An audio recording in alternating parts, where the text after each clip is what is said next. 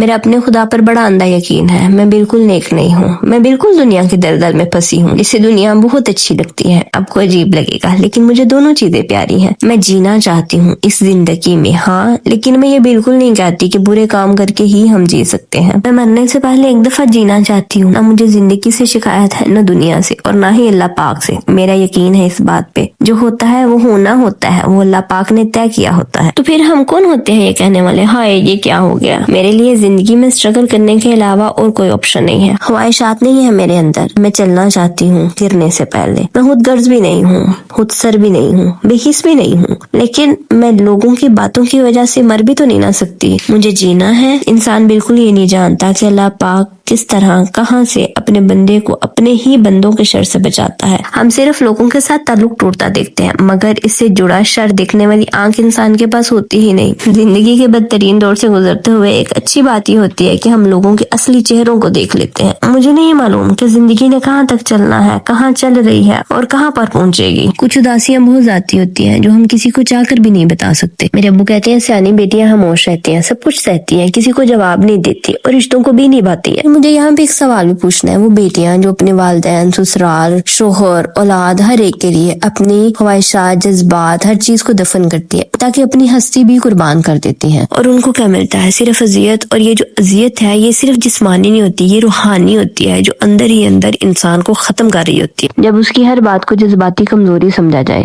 ایسی بیٹیاں روتی نہیں ہوتی، بس اندر ہی اندر مر جاتی ہیں۔ لیکن یاد رکھیے، خاموشی ہمیشہ کمزوری نہیں ہوتی ہے، کبھی کبھار یہ وہ چیخ ہوتی ہے جو سنائی نہیں دیتی، اور پھر جو اس کو سن لے اور پھر بھی انجان بن جائے تو پھر فرما برداری بھی تھک جاتی ہے، پھر تک کر ایک دن شکل اختیار کرتی ہے بغاوت کی، خاموش بغاوت کی۔ میں آپ اس کو کچھ بھی بولے تو اس کو کوئی فرق ہی نہیں پڑتا۔ آپ بھی اپنے آپ کو کسی ایسی اذیت میں محسوس کر رہی ہیں کہ جس میں آپ کو اپنی ذات کا کوئی فرق ہی نہیں پڑتا، صرف لوگوں کی ذات کے لیے آپ محنت کر رہے ہیں، لوگوں کو خوش کرنے کے لیے ایک جدوجہد کر رہے ہیں، تو اس کا کوئی فائدہ نہیں ہے۔ ہاں میں مانتی ہوں کہ اس میں بہت ثواب ہے، اللہ پاک کی ذات خوش ہوتی ہے لوگوں کو خوش کر کے، لیکن اپنے آپ کو رد کر کے لوگوں کو خوش کرنے سے بھی آپ کو اپنی ہی ذات کی نفی مل رہی ہوتی ہے، اور پھر ایسی ذات کی نفی یا ایسی ذات کو نفی کر کے لوگوں کو خوش کر کے کہ آپ خود خوش رہ سکتی ہیں، بالکل بھی نہیں۔